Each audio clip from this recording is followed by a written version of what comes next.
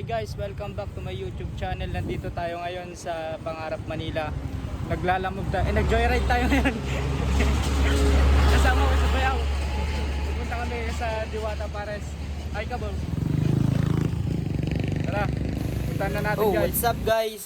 Nandito tayo ngayon. Papunta tayo kay Diwata Pares.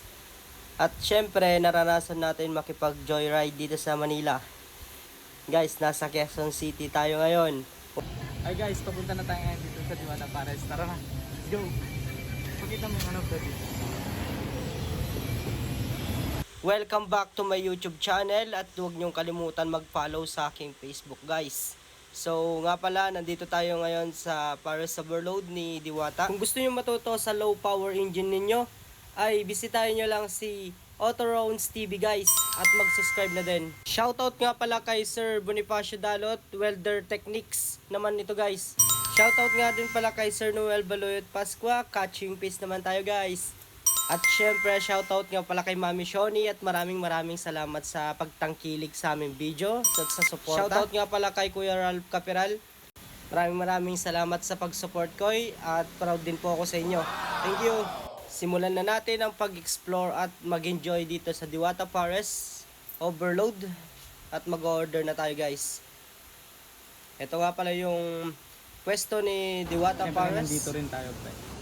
Dapat yung ano na, yung Andy Chicken. Andy Chicken ni Diwata. Yan si Diwata. Ganda sa picture. Tara, order tayo.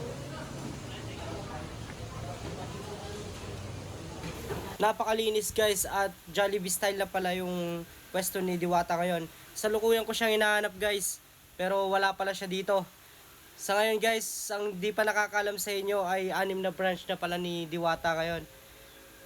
Mapapasano all ka na lang talaga guys dahil sa 6 na branches ni Diwata.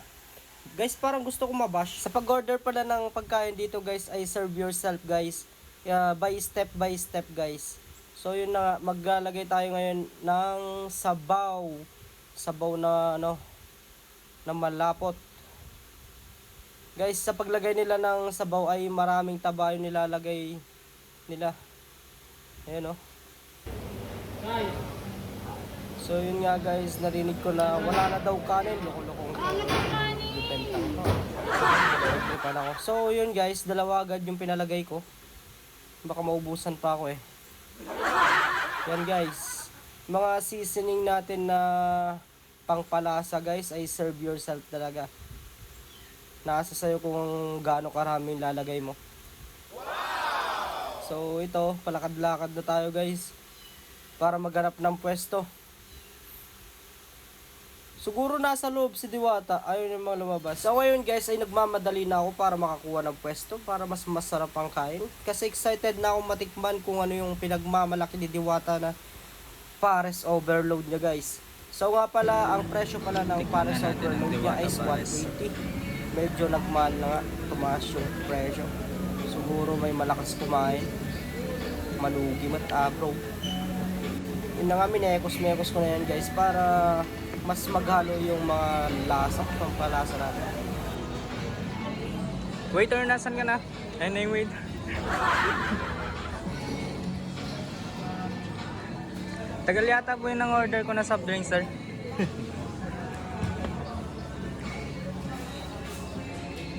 Guys, kain na. Guys, hindi pa nakakalam at gustong malaman kung anong lasa ng Pares Overload ni Diwata. Wala namang problema guys. Parang Pares din siya, not bad. What? Para siyang lasang baka guys. Baka yata to. Guys, nag-order tayo ulit para matikman itong miniyaw na Chicken inasal. Chicken inasal ba yan? Tikman mo na.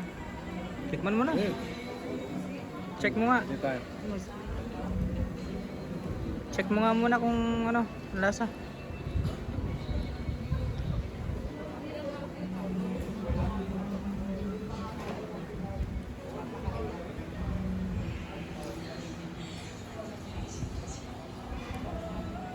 Ang lasa pa rin. Lasang manok. So yun na nga yung sinasabi ko guys, hindi na yata makalakad ang tropa. Hindi na daw kaya maubos guys. Kuwan lang naman yan guys, 7 kanin lang naman yung pinagatiyan na yan. Medyo may napa. Nga pala guys, yung lasa ng kanilang chicken inasal ay parang tusino. Manamis-namis na parang longganisa na tusino guys. Yun lang. Maraming salamat sa panonood.